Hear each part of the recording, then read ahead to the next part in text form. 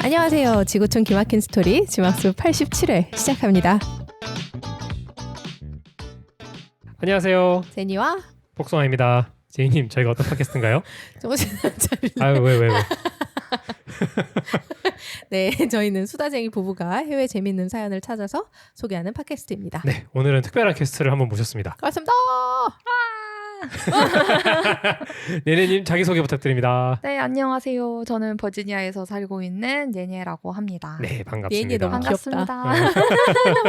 반갑습니다. 네네님은 저희가 버지니아 와서 거의 제일 처음으로 사귄 친구죠. 네, 거의가 아니라 그냥 그치. 그냥 첫 번째. 첫 번째 친구. 그렇습니다. 아 진짜 나 너무 힘들 때 첫 번째 친구가 되어준. 그리고 저희 팟캐스트 처음 시작할 때도 조언도 많이 해주고 응원도 많이 해주고 맞아요. 진짜 고마운 친구예요. 늘 잘 듣고 있습니다. 사실 네네랑 그 남편분이라고 해야 되나? 너무 친구여가지고 남편도 같이 녹음을 하려고 했는데 지금 주말인데 회사에 비상 상황이 생겨가지고 끌려가서 일을 하고 있어요. 네, 안타깝게도. 네. 다음 기회에 또 다음 기회에 함께 함께 보시도록 하고 하고. 오늘은 아니, 네네와 네네님을 저희가 되게 옛날부터 게스트로 모시고 싶었는데 맞아. 좀 피해 다니더라고요. 제가 너무 쑥스러워한 나머지.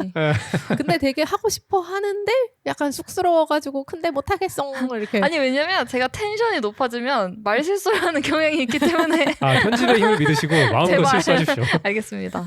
혹시 저희가 진지하게 섭외하지 않아서 조금 서운했나요? 아니요, 그런 건 없었습니다. 오케이. 그래서 오늘 냅다 약속을 잡아버리고 야 오늘은 녹음한다 이렇게 하고 이제 이럴 수가. 이거 봐 이렇게 다 준비가 돼 있다니까. 그러니까 지금 리액션 연습하고 왔어 지금. 그렇습니다.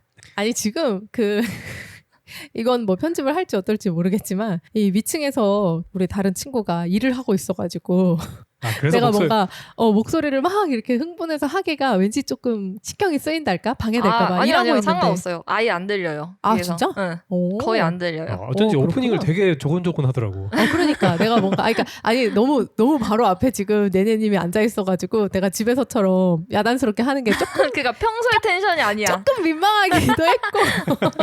근데 그것도 그런데 이제 위층에 일하고 있으니까 그냥 그게 계속 저는 신경이 좀 쓰였는데 뭐 시끄럽게 해도 된다면 네, 괜찮습니다. 해봅시다. 네. 첫 번째 사연 여자 사연인데 니니님이 한번 읽어보실래요? 네? 이런. 그렇게까지 해? 읽어보시죠. 이렇게 첫 번째 사연. 남자친구의 전 여친이 헤어지기 직전에 남긴 쪽지를 찾았습니다. 오, 이거 고민 사연인가요? MIDA 홀 사연이에요. 오케이. MIDA 릴레이션십 어드바이스. 어떻게 고민 해야 사연 되나? 맞네. 자, 제목만 보고 생각해보기. 어떨 것 같아? 어떻게 해야 될 것 같아? 무슨 내용의 쪽지일 것 같아? 그러니까 현재 남자친구의 전 여친이 네. 이 남자친구랑 헤어지기 전에 쪽지를 남겼다는 그렇죠. 거죠. 그리고 그걸 내가 현 여친이 발견한 거고. 발견한 거죠. 무슨 내용? 뭐 왜 헤어졌는지 뭐 그런 내용이겠죠? 왜 네가 싫어졌고 뭐 이런 거? 한번 읽어볼까요? 네. 28살 여자인 저와 30살인 남자친구 스티브는 함께한 지는 2년, 같이 산 지는 8개월이 지났습니다. 집을 청소 중이었는데 캐비닛 뒤쪽에서 쪽지를 하나 발견했습니다. 내용은 다음과 같았습니다. 스티브의 미래의 여자친구에게. 이게 남자친구한테 남긴 게 아니라 그러니까 나한테 남긴 거야? 헐. 스티브는 절대 이 뒤쪽을 청소하지 않기 때문에 이 쪽지를 읽는 사람이 당신이라 확신합니다. 제가 이곳에 이 쪽지를 남기는 이유는 저는 곧 그와 헤어질 것이고 스티브에 대해 당신에게 경고를 주기 위함입니다. 그는 청소하지 않습니다. 그는 말을 듣지 않습니다. 그는 모든 것이 당신의 잘못인 것처럼 만들 것입니다. 당신의 잘못이 아닙니다. 스티브는 그냥 모자란 남자입니다. 어이구. 모자란 남자. 원문으로는 인커피턴트라고 돼 있어요. 그러니까 약간 부족한, 무능력한. 무능력한. 그러게. 저는 그와 헤어집니다. 당신도 그렇게 하는 것을 추천합니다. 와우. 나탈리아로부터. 와우. 와.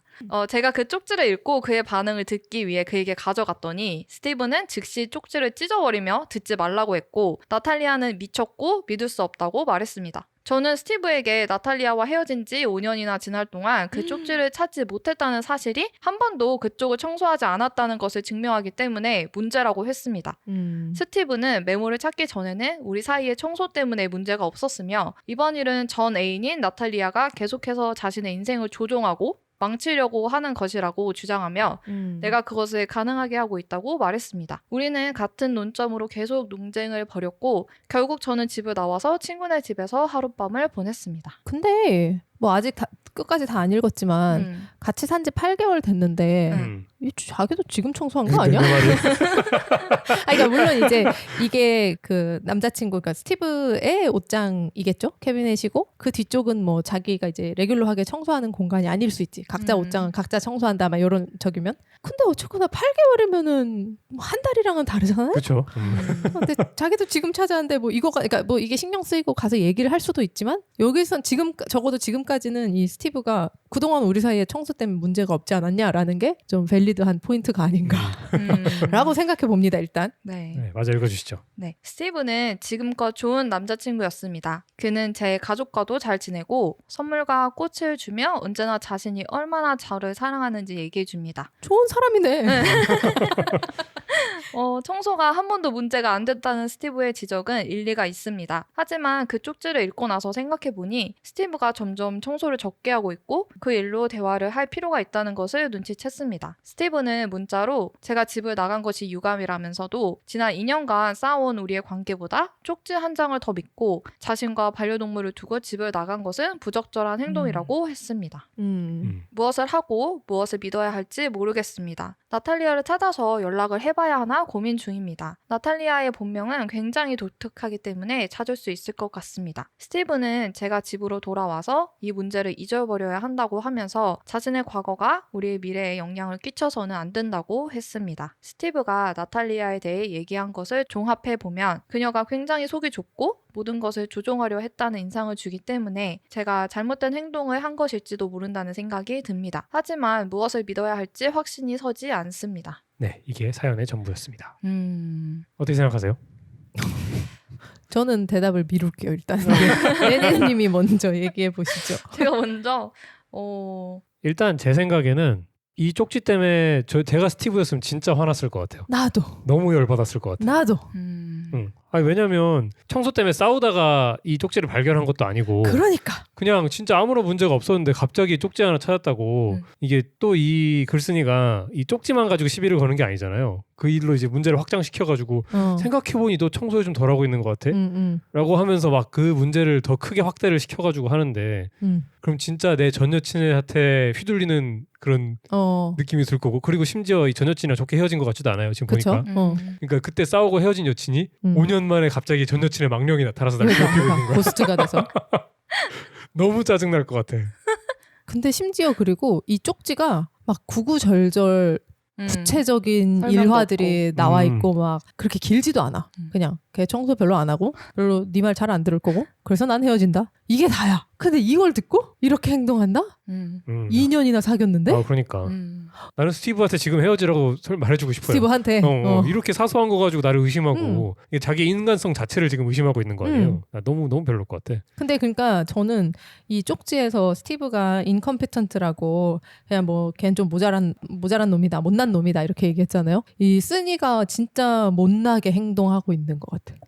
진짜. 자기가 직접 겪은 그 관계를 믿지 않고 이 진짜 한 짧게 요약하자면 사실상 3줄짜리 노트를 보고 그쵸. 근데 지금 얘네님 얘기를 먼저 들었어야지.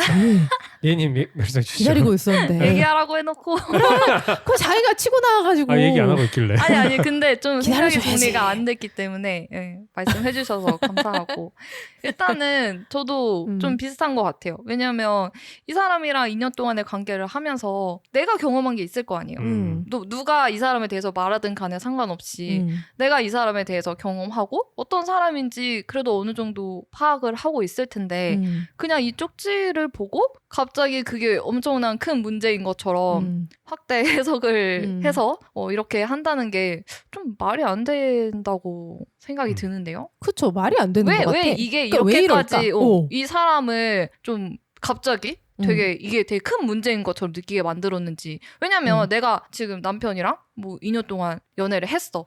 근데 어느 날 이런 쪽지를 찾았어.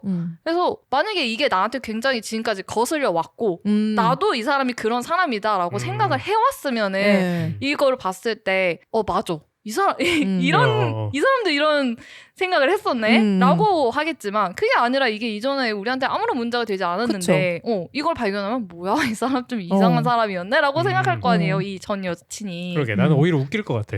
야 봐라 니 옛날에도 청소 안 했구나 이러고. 그러니까. 맞아. 맞아. 저라면 그리고 막 이런 이제 의구심이 들 수는 있을 것 같아요. 진짜 얘 좀 이런 면이 있나? 막 이런 생각이 들 수는 있을 것 같은데 그러면 전 가서 물어볼 것 같아요. 나 이런 거 쪽지를 발견했는데 너무 약간 황당하기도 하고 좀 궁금하다. 이 여자랑 도대체 어떤 관계였고 왜 어떻게 헤어졌길래 이런 쪽지를 집에다가 숨겨놓고 미래의 여자친구한테 경고할 정도로 왜 도대체 어떻게 헤어졌길래 이렇게까지 얘가 했을까 이런 걸 좀 물어봤을 것 같아요. 근데 그렇게 물어보면은 남자 입장에서는 이 최대한 이 나탈리아를 못된 여자로 포장을 해야 되기 때문에 좀 제대로 된 답변이 안 나올 것 같아. 근데 그래도 그 나탈리아가 완전 미친 사람이었다는 얘기를 당연히 하겠죠. 그리고 안 좋게 헤어졌으면 더더욱이나. 근데 그러면은 그런 대답을 들으면은 나는 그냥 마음이 좀 놓이지 않을까? 차라리. 그건 그래. 왜냐하면 내가 이때까지 봤던 이 사람의 모습이 있고 근데 내가 모르는 면에 대해서 이 여자친구가 경고를 한 거잖아. 이전의 여자친구가. 근데 그 남자친구가 적절하게 해명을 했어. 우리가 되게 나쁘게 헤어졌고 이 여자친구가 뭐 진짜 무슨 앙심을 품고 이렇게 숨겨놨나 보다. 그럼 뭐 케빈은 나도 안 치웠지만 8개월 동안 너도 안 치웠잖아? You're good? 이렇게 하면은 내가 여자친구 입장이면은 약간 이렇게 뭐지? 싶었다가 그래도 좀 납득이 되고 물론 약간 찜찜한 게 나만은 있겠지. 내 집에 그런 게 5년 동안 있었다면 뭐 이제 남자친구 집에 근데 찜찜은 하겠지만 이렇게 막 달려들 일은 아니죠. 이거는 약간 이 여자가 자기 자신을 못 믿는 거야. 그러니까 너를 믿는 나를 믿지 못하는 거지. 그다음에 그런 거죠. 근데 저는 이 쪽지가 만약에 어떤 사실에 관한 거였으면은 좀 충격을 받았을 것 같아요. 예를 들어서 이 사람이랑 내가 헤어진 이유는 이 남자가 바람을 폈기 때문이다. 그건 사실이잖아요. 그치. 근데 청소가 문제가 되는 건 이건 좀 약간 상대적인 것 같아요. 그치. 왜냐면 이 전 여자친구의 깨끗함의 정도와 이 남자친구의 그 깨끗함의 정도가 다를 수 있잖아요. 그쵸. 맞아요. 지금 그러니까, 얘기하는 우리 셋의 깨끗함의 정도도 되게 다르잖아요. 우리 아까 그런 얘기를 해가지고 또. 그러니까 이게 만약에 이 사람이 정말 절대적인 사실로 뭔가 잘못을 했다거나 그런 내용이었으면 이거에 좀 더 신빙성을 가질 텐데. 맞아. 그리고 그 사실에 대한 확인은 남자친구랑 하면 되는데 청소를 가지고 이 사람이 뭐 청소를 하지 않는다라는 건 전적으로 전 여자친구의 기준인 거고 그리고 말을 듣지 않는다. 이것도 사실 어떤 기준으로 말하기가 어렵잖아요. 맞아. 어떤 그 전 여자친구가 고집을 부렸을 수도 있고, 그치. 남자친구의 입장에서는 아닌데 나는 너의 말을 잘 들었는데 이런 모든 건 상대적이기 때문에, 그쵸. 맞아. 이걸 가지고 이 남자가 어떻게 뭐 나빴다라던가 그렇게 판단하기는 좀 어려울 것 같은데요. 네네님 말 잘한다. 잘한다. 우리 게스트. 고정해도 되겠는데? 그러니까 고정감인데요. 너무 잘하시네요. 그러니까 보통 이제 처음에 게스트 초대해서 하면은 첫 사연 때는 약간 이제 긴장도 하고 약간 무슨 말 해야 될지 모르겠는 이런 게 있는데 잘하시네. 역시. 제가 고등학교 때부터 좀 기숙사 생활을 했잖아요. 수많은 룸메들을 거쳐왔는데 이게 룸메가 서로 잘 맞으려면은 가장 중요한 게 비슷하게 깔끔해야 돼요. 맞아. 이게 부부 사이 비슷하게 더럽거나. 그치, 비슷하게 더럽거나. 부부 사이는 사랑으로 어떻게 넘어갈 수 있어. 그치. 근데 룸메는 사랑으로. 룸메는 이게 그 상대방이 저보다 지나치게 깨끗해도 너무 힘들고. 너무 힘들죠. 더러워도 힘들고. 사실 제가 남자 평균쯤 되는 것 같거든요. 제가 아주 더러운 것도 아닌 것 같고, 제가 또 깔끔 떠는 스타일은 또 아니고. 그냥 평범한 남자 정도인데. 그런 것 같아요. 근데 진짜 더러운 친구들은 정말 더럽고. 이거 뭐 여자분들도 마찬가지예요. 내가 더러운 집도 가봤어요. 제가 또 진짜 깔끔한 친구랑도 살아봤는데 이것도 너무 힘들어. 뭐만 하면은 막 뭐라 그래. 누구? 제가 자주 언급 안 하는 룸메이트 있어요. 공부는 더럽게 안 하면서 방 청소만 열심히 하는 친구 있어. 그래도 좋은 대학교 나온 친구잖아. 다 똑똑한 친구들이. 아무튼 공부는 안 했지만 그 친구랑 사는 것도 같이 힘들었고. 근데 가장 편해서 오랫동안 룸메이트한 친구를 생각해 보면 비슷하게 더러웠어요. 그 친구가 그 친구 아니에요? 맞아요. 양말을 왜 그렇게 갤 필요가 없지 않냐 했을 때 같이 이렇게 친구? 둘이 같이 빨래 대충 개고 막 빨래 바로 안 치워도 뭐라 안 그러고 그냥 지도 그렇게 하니까. 그런 친구들이 같이 살기 편하죠. 맞아. 한 명이 너무 극단적이면 맞아요. 힘들어요. 그래서 이 동거도 사실 동거 해봐야 된다고 하는 게 좀 그게 좀 있는 것 같아요. 이 맞아. 생활에서의 이 차이점이 분명히 있고 그 차이를 해결하는 방식이 있는데 이 차이가 너무 심해도 안 되고 그 해결하는 방식이 너무 극단적이어도 안 되고 맞아. 이게 서로 간에 상호가 호환이 돼야 되죠. 그래서 동거를 하면서 그거를 좀 맞추어가는 연습을 미리 한다고 생각해야 될 것 같아요.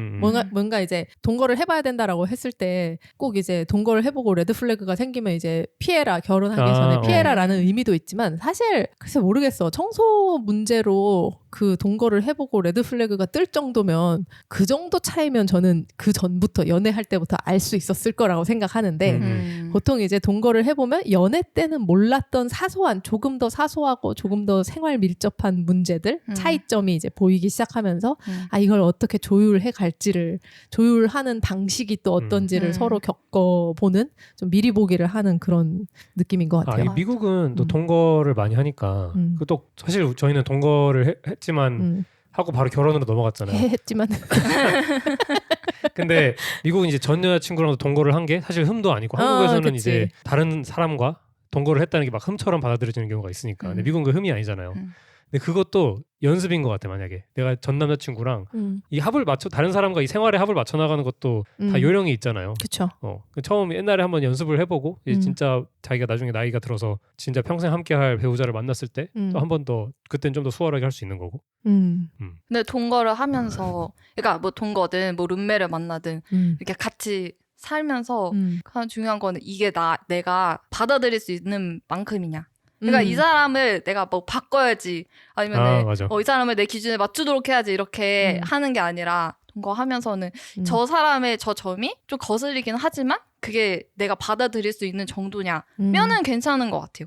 그걸 받아들일 수 있으면. 근데 이제 받아들일 수 없을 때 그거는 이제 그럼 이제 빠이 하는 거지. 빠이 결혼하기 해야지. 전에. 그게 정말로 내가 받아들일 수 없고 상대도 나의 어떤 점이 정말 받아들일 수 없는 거면 그거는 이제 그런 게 어떤 게 있을까요?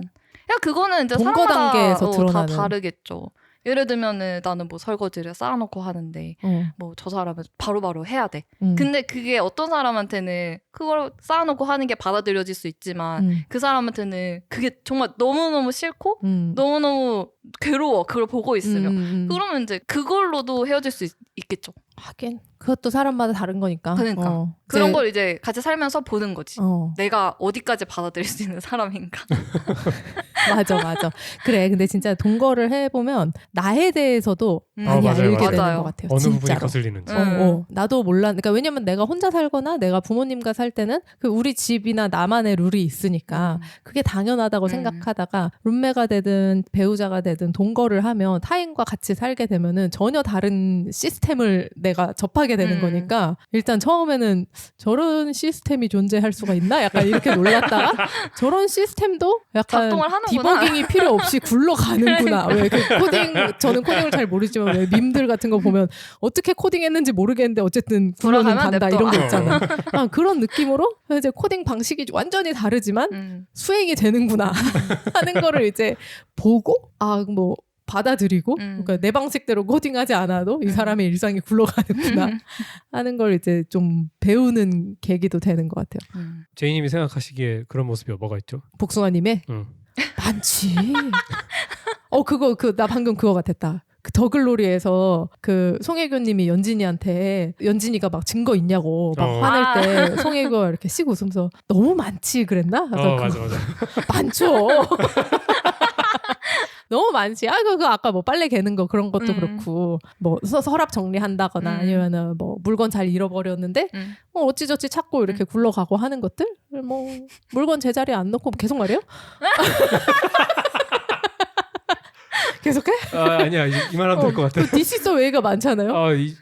저만의 삶의 방식이 있죠. 바지를 막 벗어놓고 막 이런 거. 이것이 저의 방식입니다. 예, 그렇죠. 고마워요 결혼해줘서. 결론. 이런 얘기 하면은 늘 뭔가 이렇게 흘러가. 그러니까 결론은 그냥 행복합니다로 되니까. 행복합니다. 사랑합니다.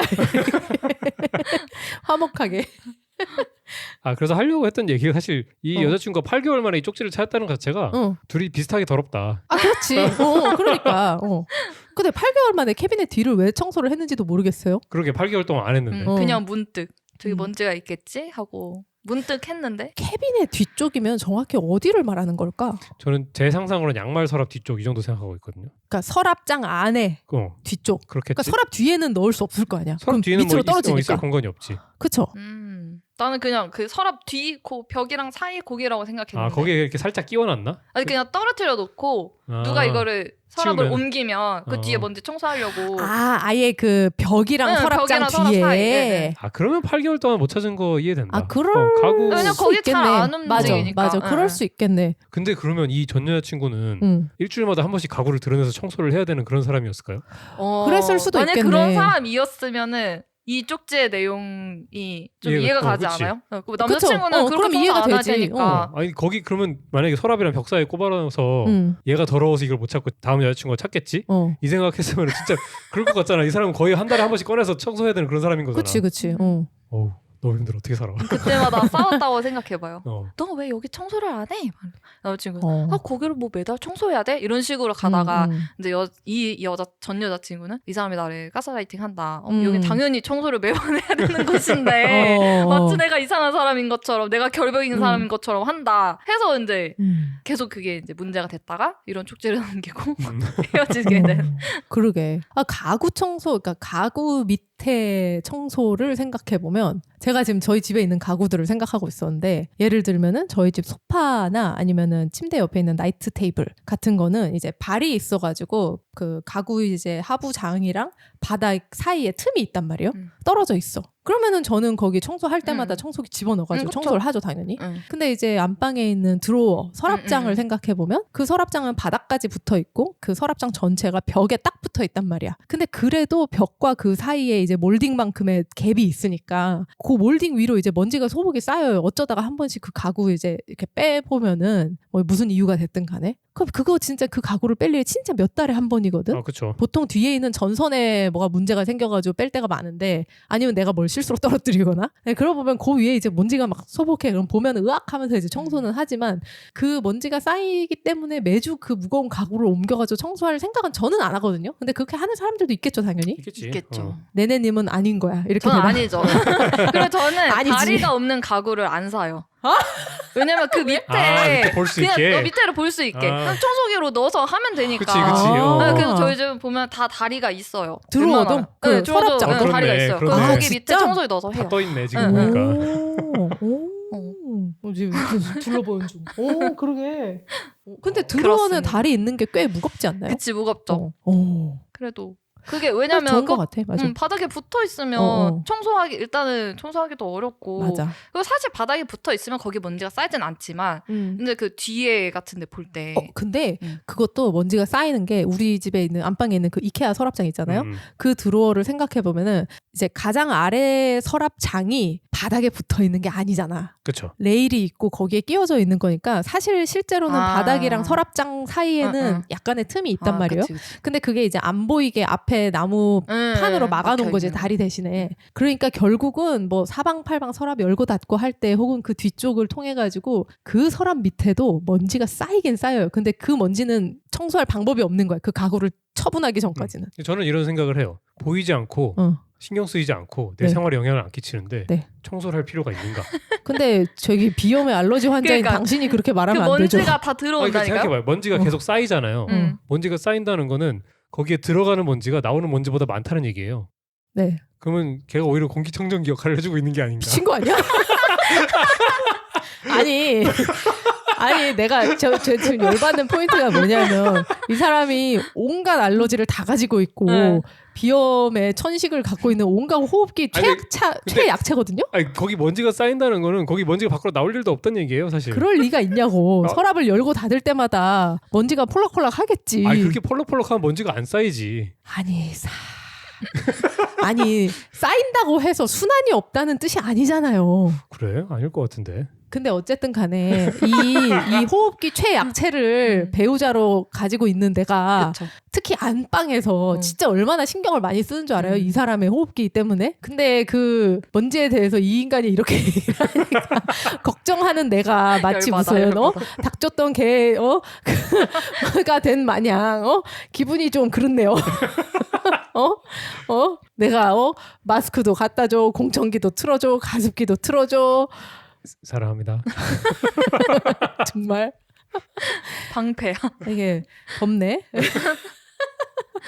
이거 무적 방패요, 무적 방패. 사랑합니다, 무적 방패야. 사랑하니까. 그러니까 이게 무적 방패라니까. 내가 할 말이 없잖아 이러면. 근데 이게 그래서 질문이 뭐였죠? 아이고 이걸 어떻게 해야 될까? 내가 잘못한 거냐? 네가 잘못한 거 맞아요. 이렇게. 내가 잘못한 거냐? 뭐 이 사람이랑 뭐 헤어져야 되냐? 뭐 이런 건 아니고. 뭐 내가 그러니까 그냥 릴레이션십 어드바이스에 올라온 거라서 이거 앞으로 어떻게 해야 될까? 그냥 그런 좀 제너럴한 질문이에요. 지금까지 경험을 봐서 남자친구가 청소하는 그런 게 나한테 그게 거슬리지 않았고 뭐 자기 경험을 봤을 때 이게 사실이 아니다라고 생각하면 그냥 현재처럼 지내면 되지 않을까 저는 싹싹 빌면서 들어가야 된다고 생각합니다. 맞아. 그 제스처가 괜히 일단 시비 걸어가지고. 그러니까. 진짜. 이거 남자친구한테 사실 되게 잘못한 일인 것 같아요. 그러니까. 자, 그러면 여기까지 하고 다음 사연 넘어갑시다. 예. 네, 여러분들의 생각 어떤지 댓글로 남겨주세요. 자, 두 번째 사연 여자 사연이니까 이번엔 제이님 읽어주시죠. 아까 네네님이 사연 읽는 것도 너무 잘 읽으셔가지고 그러니까. 깜짝 놀랐어요. 나보다 잘 읽었어. 진짜 잘 읽었어. 저는 두 문장에 한 번씩 절어요. 여기 엄청 절거든요. 진짜 많이 저는데 네네님 진짜 거의 절지도 않고 편집점이 필요도 없었어. 그리고 속도나 발음, 딕션이나 모든 게 너무 좋았어. 뭐지? 이런 칭찬 감옥. 그러면 칭찬하는 김에 이번 것도 뭐야? 네네님이 읽어주세요. 아니야 읽어줘. 제니님 읽어주세요. 뭐야?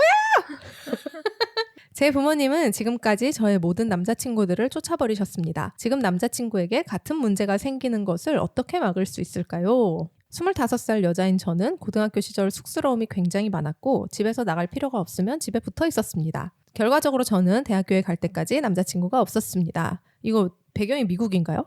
미국이면 되게 안 나와 있어요. 안 나와 있어요? 보통 근데 서양이면 좀 흠치 않으신 일이긴 하네. 근데 미국일 것 같아. 당시에 20살이었던 첫 남자친구와 사귀고 7개월이 지났을 때 부모님 댁에서 하는 저녁 식사에 남자친구를 초대했습니다. 식사 도중 제가 중간에 한 10분 정도 언니가 조카를 돌보는 것을 도와주기 위해 자리를 비웠어야 했는데 제가 돌아왔을 때 제 남자친구와 저의 아버지는 주먹 다짐을 하고 있었습니다.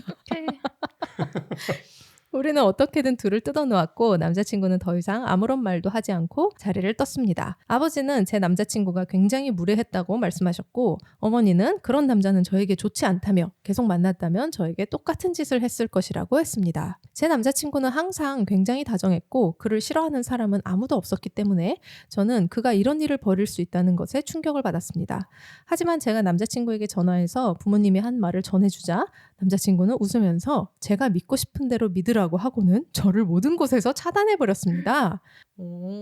저는 이 모든 일이 굉장히 불편했지만 저의 엄마와 언니는 남자친구가 본 모습을 보인 것뿐이며 아빠가 저를 학대로부터 구해냈다고 주장했습니다. 저는 마지못해 이것을 받아들였지만 뭔가 이상하게 느껴졌습니다. 몇 개월 후 2학년이 되어서 저는 두 번째 남자친구를 만났습니다. 마음속 어딘가 저는 지난 남자친구와의 일에 부모님의 책임이 있다고 느끼고 있었고 그래서 남자친구가 부모님을 만날 때까지 1년 정도 시간을 끌었습니다. 저의 어머니는 남자친구를 처음 본 순간부터 내뱉는 모든 말 하나하나에 가식적인 친절함과 은근한 비난이 섞여 있었고 이는 남자친구를 몹시 불편하게 만들었습니다.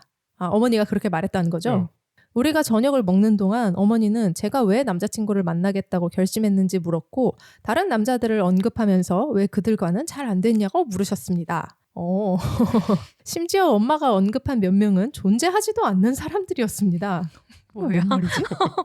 작정하고 시비 거는 거죠. 이쯤 되자 부모님이 무엇을 하려 하는지 분명해졌고 저는 마음속으로 식사가 끝난 후에 부모님이 어떻게 저를 방해하고 있는지 말하려고 했지만 그럴 기회조차 없었습니다.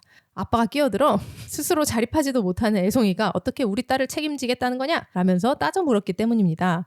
참고로 우리는 둘 다 대학교 3학년이었고 둘 다 아르바이트를 하며 돈을 벌고 있었습니다. 그러니까 그런 질문 자체가 말도 안 되는 것이었습니다. 남자친구는 이 가족과 다시는 엮이고 싶지 않다고 저와 헤어지고 싶다고 하면서 당장 떠나겠다고 말했습니다. 몇 분 만에 남자친구는 사라졌고 저는 또다시 차단당했습니다. 부모님은 자신들이 아무런 잘못도 하지 않았으며 그저 어느 부모나 그렇듯이 남자친구의 자신감을 시험해보고 싶었을 뿐이라고 주장했습니다. 하지만 나는 이번이 부모님이 쫓아낸 두 번째 남자친구라는 점을 지적했고 그들이 우리 언니의 남편에게는 이런 행동을 하지 않았다는 것도 언급했습니다. 그 사건 이후로 저는 부모님과 거리를 두기 시작했습니다. 하지만 시간이 조금 지나면서 결국 부모님의 가스라이팅에 넘어가 마지막 학년이 끝나갈 무렵 만나게 된 세 번째 남자친구를 소개하게 됐고 결국 똑같은 일이 반복되었습니다. 대학을 졸업할 때까지 저는 부모님 때문에 연애를 오랫동안 할 수 없었습니다. 3번이나. 와우. 똑같은 일이 반복됐다는 건 결국 이제 또 헤어졌다는 얘기죠? 그런 거죠. 와우. 저는 2년 전 지금의 남자친구를 만났고 지금까지 부모님께 소개하는 일을 피하는 데 성공했습니다.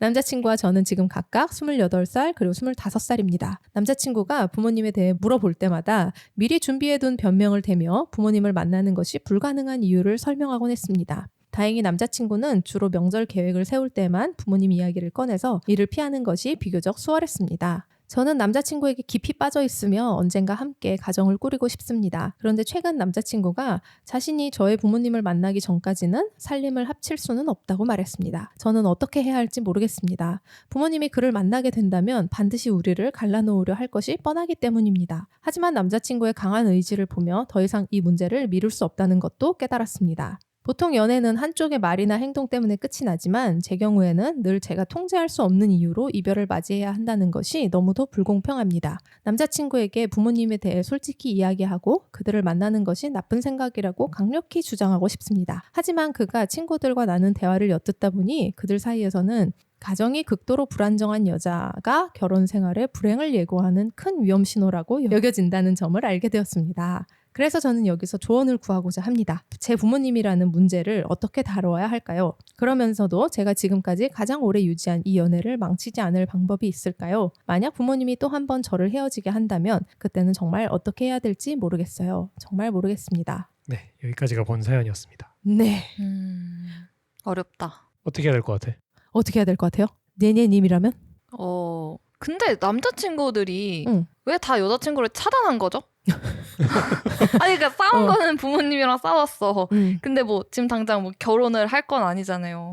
그 여자친구랑 먼저 무슨 일이 있었는지 대화를 하고 그치. 좀 뭔가 그거에 대해서 뭔가 일단은 오해가 있다면 오해를 해결을 하고 그렇게 할 수 있을 것 같은데 그냥 그 다음날 그렇게 다 차단을 당하는 그 정도로 부모님이 매우 난리 무례하게 발광을 한 게 아닐까? 저는 주먹다짐한 거는 좀 그럴 수 있다고 생각해요. 근데 두 번째는 조금 바로 차단한 거는 저도 좀 네네님이랑 비슷한 생각이에요. 저도 좀 의아하기는 한데 근데 오죽했으면 그랬을까? 그러니까 그 그쵸. 남자친구 입장에서 왜 막 이 집이랑은 진짜 엮이고 싶지도 않다. 이 정도 이렇게 학을 뗄 만큼 뭔가 부모님이 말을 진짜 극악무도한 말을 했으니까 그냥 뭐 오해고 뭐고 아예 그냥 상종도 하기 싫다 이렇게 하고 차단한 게 아닐까? 하는 생각이 들어요. 지금 남자친구가 28살이고 이 사람을 소개해야 될지 말지 어떻게 해야 될지 소개를 해야 될 것 같아요? 안 해야 될 것 같아요? 앞으로 이 사람이랑 지금 진지하다고 했잖아요. 결혼하고 가정을 싶다고. 이루고 싶고 그러면 일단 남자친구를 소개하기 전에 부모님이랑 먼저 얘기를 좀 할 것 같아요. 그래서 어떻게 내가 지금 이런 사람을 만나고 있는데 소개를 하고 싶다. 근데 부모님의 생각은 어떠냐. 일단 나의 내가 가정을 꾸리고 싶은 계획에 대해서 어떻게 생각하는지 뭐 그런 거를 미리 좀 얘기를 하고 그 다음에 부모님의 반응에 따라서 뭐 소개를 하던가 아니면은 그냥 아예 그럼 부모님을 제외하고 그냥 우리 둘이서 알아서 살겠다라고 하거나 그럴 것 같아요. 근데 지금 읽어보면 남자친구가 약간 보수적인 것 같아. 내가 너랑 살림을 합치고 싶은데 네가 부모님한테 허락을 구해오기 전까지는 안 된다라는 거잖아요. 말하자면. 근데 남자친구랑도 좀 대화를 하면 되지 않을까요? 그러니까 뭐냐면 어쨌든 이 사람이랑 먼 미래까지 일을 생각하고 있는 거잖아. 결혼 생활을 생각하고 있잖아. 그럼 물론 나는 그런 어떤 전통적인 사고관을 갖고 있고 배경이 좋은 가정에서 자란 여성과 만나는 게 좋다라고 생각할 수 있지만 그래도 어쨌든 우리가 다 큰 성인이고 그 배경 같은 거는 얼마든지 뭐 상황이나 이런 건 다 얼마든지 바뀔 수 있는 거니까. 이상형은 이상형일 뿐이니까. 그러니까 대화를 해서 어떤 문제가 있을 때 대화를 해서 그거를 해결할 방향을 찾는 게 더 중요하지. 그냥 뭐 그럼 어쩔 수 없으면 그냥 어쩔 수 없다고 하고 그냥 지나갈 건 아니잖아요. 그렇죠. 저는 이 쓰니가 이미 너무 부모님한테 가스라이팅을 당하면서 자랐구나 라는 게 좀 느껴져요. 나 같으면은 이미 부모님이랑 소리 지르면서 대판 싸웠을 것 같거든. 어떻게 내가 좋아한 남자친구들한테 이렇게 할 수가 있냐. 뭐가 문제가 있어가지고 왜 이렇게까지 못되게 말을 하고 주먹질을 하고. 아니 그렇잖아. 아빠가 아들뻘 그러니까 딸뻘 애랑 무슨 일이 있어서 주먹 다짐을 하겠어. 말도 안 되는. 뭐 예를 들어 사위가 바람을 폈어. 그러면은 주먹 다짐을 할 수 있지. 근데 남자 몇 번 안 만난 그러니까 남자 처음 보는 남자. 처음 보는 남자친구한테 줄 다짐을 할 정도로. 뭐 그러니까 진짜로 이 남자친구가 나는 얘를 뭐 재미로 만나요. 뭐 이런 식의 그러니까. 말을 한 게 아니라면 그러니까 말도 안 되는.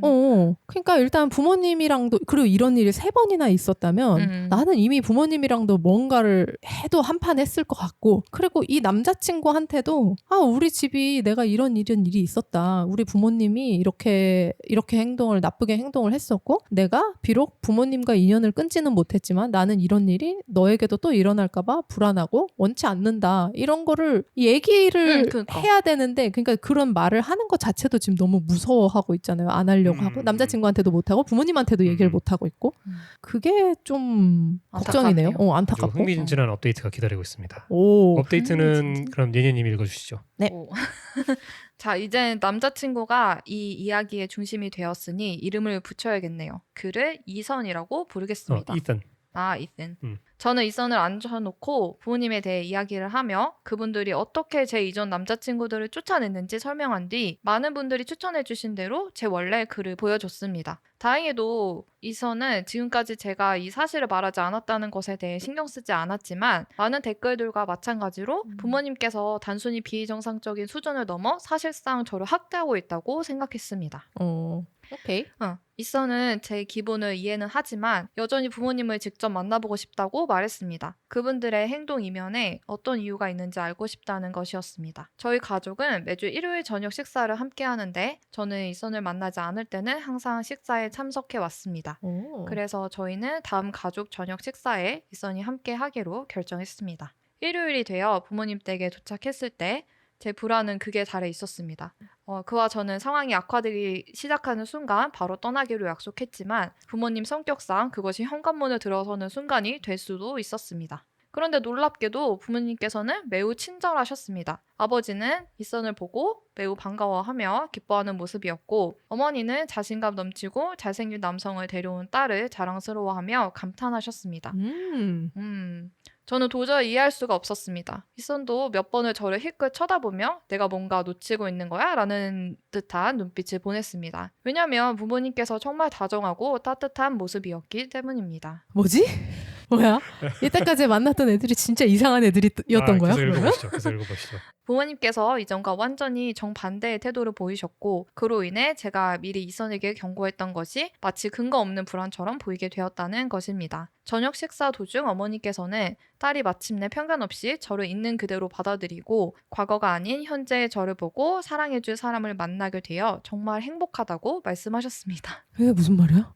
순간 심장이 덜컥 내려앉았습니다. 도대체 무슨 말을 하는 거지? 그러자 이선은 제 과거에 대해 걱정할 만한 일이 있다는 것은 처음 듣는다고 말했습니다. 그러자 부모님은 마치 약속이라도 한 듯 걱정스러운 눈빛을 주고받았습니다. 아버지는 이선에게 왜 제 이전 연애가 실패했다고 생각하는지 물었고 이선은 전 남자친구들이 부모님을 만나고 나서 겁을 먹고 떠난 걸로 알고 있습니다. 라고 대답했습니다. 그러자 어머니는 실망한 듯한 표정으로 저를 바라보시며 말씀하셨습니다. 쓰니야, 그게 정말 네가 그에게 한 얘기니? 저는 할 말을 잃었지만 이선은 그렇지 않았습니다. 이선은 두 분께서 우리 관계에 대한 의심의 씨앗을 심으려 한다는 것 같은데 자신은 전혀 관심이 없다고 말했습니다. 그는 저를 충분히 잘 알고 있으며 설령 제 과거에 정말 심각한 일이 있었다 하더라도 저를 사랑하고 지지하는 부모라면 혹은 단순히 손주를 보고 싶어서라도 관계를 망칠 만한 이야기를 일부러 꺼내지는 않을 것이라고 했습니다. 그러자 아버지는 자신에게 이미 손주가 둘 있다며 손짓으로 언니를 가리키셨습니다. 이선은 언니가 가정을 꾸릴 수 있었던 건 아버지께서 많이 지지해 주셨기 때문일 텐데 왜 쓰니가 데려오는 남자들은 하나같이 쫓아내려 하는 거냐고 물었습니다. 아버지는 아주 태연한 표정으로 그러나 믿기 힘들 만큼 충격적인 말을 내뱉으셨습니다. 당연하지, 언니는 내 진짜 딸이니까. 뭐야? 뭐야, 나 지금 머리 끝까지 소름 돋았어. 쓴이는 뭐야? 진짜 딸이 아니야? 어머니가 바람 펴서 난 자식인 거지. 헐. 그렇습니다. 헐. 잠시 동안 모두가 조용해졌습니다. 그러다 아이선이 입을 열며 이제까지 부모님께서 저에게만 가했던 학대가 이해되기 시작했다고 말했습니다. 어머니는 터무니없는 소리라며 제가 학대를 당한 일은 없다고 단호하게 부정하셨습니다. 그러고 나서 저를 바라보며 본인의 결혼 생활이 처음에는 힘들었지만 이제는 아버지와 함께 그 모든 일을 극복했다고 인정하셨습니다. 저는 아무 말도 할 수 없었습니다. 제 머릿속에서는 주마등이 빠르게 스쳐 지나가고 있었습니다. 이전 남자친구들의 일, 어릴 적 부모님께 받지 못했던 관심과 지지, 사회생활을 하려고 할 때마다 방해받았던 기억, 바빠서 태워줄 수 없다는 이유로 친구의 부모님에게 부탁해 가야 했던 배구 경기, 그리고 제 의견을 말할 때마다 분노에 휩싸인 부모님을 마주해야 했던 순간들. 반면 언니는 그 모든 것에 정반대였습니다. 그제야 모든 것이 맞춰지기 시작했습니다. 저는 그 자리에서 무너졌고 제 생에 가장 참을 수 없는 울음을 터뜨렸습니다. 와우. 와우. 너무해. 헐. 바람 펴서 낳은 애라는 건 어디에 나와 있어요? 맥락상 언니는 아빠 자신의 딸이고 너는 내 딸이 아니다라는 거죠. 그리고 뒤에 댓글에 이제 좀 부연 설명이 좀 나오는데 아무튼 그런 내용이에요. 그러니까 언니는 너희 엄마와 나 사이의 딸이 맞는데 너는 아니다 이거지. 그러니까 그게 막 아닌 게 예를 들면은 그러니까 뭐 이 상황은 아닌 obviously 아닌 것 같긴 한데 뭐 엄마가 그냥 이 남편이랑 결혼하기 전에 뭐 그 언니니까 그럴 수가 없구나. 그리고 근데 엄마는 왜 그렇게 괴롭힌 걸까요? 왜냐면 부모님이 학대했다고 그렇게 하는데 아빠가 특별히 그런 다기보다 뭐 이런 상황에 있어보지 않아서 뭐 알 수 없지만 그 쓰니의 존재 자체가 그 둘 사이 부부관계가 흔들렸던 거에 그런 증거잖아요. 그래서 방 안에 코끼리 같은 그런. 그래서 어머니도 만약에 쓰니한테 잘해주면은 아버지한테 눈치가 보이지 않았을까? 그치. 나도 그런 걸 거라고 생각해. 너무해. 아버지가 만약에 진짜 이 정도로 쓰니를 미워하고 있으면은 어머니도 아버지 눈치를 봐서 왜냐면 본인이 잘못한 거니까. 그치. 내 부덕의 소치니까. 말하자면 결과물이니까. 그러니까 자기 남편한테 눈치 보여서라도 잘해주고 싶어도 못했을 것 같고. 헐. 뒤에 내용 길어지니까 그냥 마저 요약을 할까요? 아니야, 그래도 왜 너무 긴가? 좀 되게 기네. 계속 있네. 그 뒷내용 그럼 제가 요약을 짧게 할게요. 네. 결국 이제 둘이 자리를 박차고 떠나고. 이제 그 쓴이가 막 울고 있으니까 이선이 그냥 억지로 데리고 나왔어요.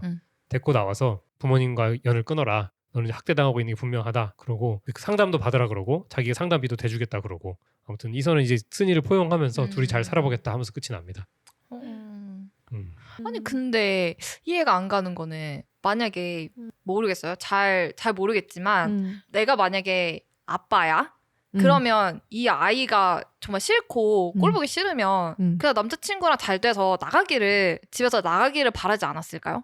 바랐을 것 같아요. 그래서 남자친구랑 그냥 잘 되게 해줬을 것 같은데 왜 굳이 그 관계를 망치고 헤어지게 만들어서 그랬을까? 제가 시나리오를 한번 써봐도 될까요? 네. 이 엄마가 남자친구가 있었던 게 아니야. 원나잇을 했어 말하자면. 그래서 임신을 하고 왔어. 근데 예를 들어 카톨릭 집안이야. 이혼을 못해? 낙태를 못해. 그래가지고 애를 낳았어. 근데 엄마가 울고 매달려서 내가 한 번 실수한 거 내가 앞으로 잘하겠다 해가지고 어쨌든 넘어가기로 했어. 근데 볼 때마다 열은 받는 거지. 그런데 왜 남자친구를? 전 남자친구들? 전 남자친구들. 야, 그 남자친구랑 만약에 잘 됐어. 그 얘가 얼른 그냥 집에서 나가버릴 수 있잖아요. 완전 잘못 이해했네. 그냥 결혼하고 집중 안 하세요? 엄마의 남자친구로 이해했어.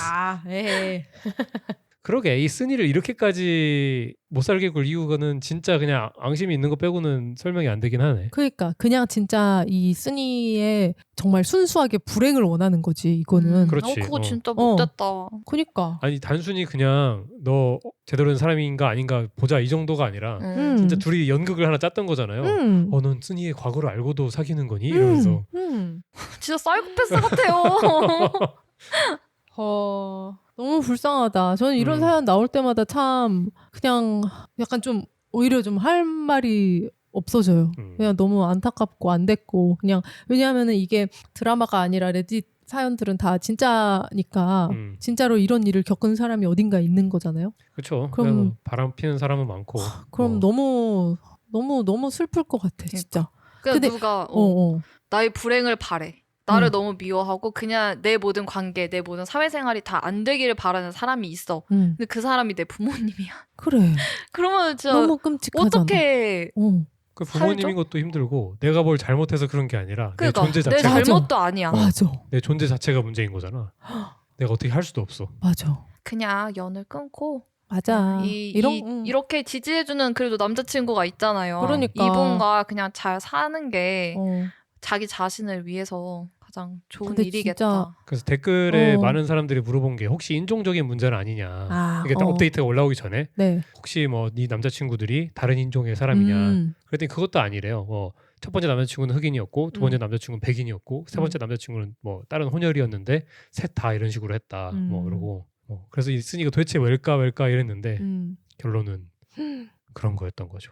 와, 이거를 말하자면 이제 출생의 비밀을 이런 식으로 터뜨리는 것도 너무 잔인하고 그동안 이렇게 행동해왔던 것도 너무 잔인하고 아니 이런 거는 그냥 정말 사실 어떤 상황에 말해도 충격적인 일일 텐데 그래도 가능한 한 가장 좋은 상황에서 얘기를 해줘야 될 것 같은데 사실 이러이러해서 너가 이렇게 태어난 거다. 그러니까 출생의 비밀을 알려주는 게 아니면은 정말 끝까지 알려주지 말든가. 아니 근데 엄마가 진짜 이상한데 엄마는 왜 이 판에 끼는 거야? 왜 같이 연극을 하는 거야? 왜 그러니까 남편 비위를 맞추려고 그러는 거 아닐까요? 남친구가 왔을 때 너 이게 과거를 몰라 그 얘기를 엄마는 왜 하는 건지 난 진짜 이해가 안 가요. 자, 그러게. 엄마가 정말 근데 저 레딧을 보면은 이런 식으로 자기가 이제 원치 않는 아이였어가지고 어려서부터 고생했다 이런 글들이 가끔 있는데 그런 경우는 보통 자신이 그런 존재인 걸 처음부터 알고 있어요. 내가 이제 엄마가 미혼모일 때 태어났는데 재혼을 했는데 아버지가 나를 싫어한다던가 그래서 나는 명백하게 내 형제들과 차별을 받는다던가 그럼 그런 경우 이런 글들이 심심찮게 있거든요. 근데 그런 글들은 대부분 자기가 그런 존재인 걸 알아서 난 그래서 성인이 되자마자 독립했다 뭐 이런 내용의 글들인데 굳이 그걸 이렇게 숨겨가면서 그러니까 그리고 왜 이 남자친구가 있을 때 그런 내용을 밝히고 그러니까 만약에 엄마가 정말 그렇게 이 애가 생겼어. 그래서 이 가족의 누구도 이 애를 원치 않아. 그럼 최소한 얘를 따로 불러서 얘기를 해주고 사실 이러이러해서 너가 뭐 태어났다. 그리고 정말 미안하지만 뭐 이런 차별을 받아들여라. 아빠가 너를 매우 싫어한다. 그러니까 상황이라도 설명해주면 그래도 납득이라도 가잖아요. 그러니까 납득이라도 가면 그래도 얘도 나름대로의 어떤 독립할 준비를 하고 그냥 그래 이제 저 이제 나가겠습니다라고 하고 나갈 텐데 그것도 아니고 이 사람은 항상 그냥 의문 속에서 산 거잖아. 나는 도대체 왜 차별을 당하는 걸까?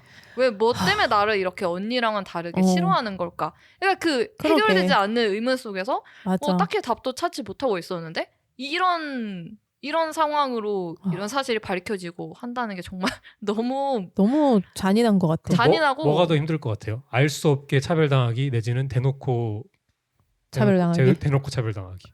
나는 대놓고. 왜냐면 내가 선택할 수 있잖아. 그거 나중에. 그래도 나을 것 같다. 내가 그냥 결정해서 이유를 아니까 그냥 나가면 되잖아. 그치. 거기서 그냥 그 차별을 겪고 살든 아니면 나 이제 더 이상은 아니야 하고 나가든 결정할 수 있는데 만약에 내가 상황을 몰라. 이 사람들이 왜 나를 싫어하는지 왜 차별하는지 이유를 모르는 상태면 항상 내가 이 집을 나가더라도 이 집에 대해서 항상 그리워하고 사랑을 원하고 계속 그런 미련이 내가 너무 놓지 많을 못할 것 같아.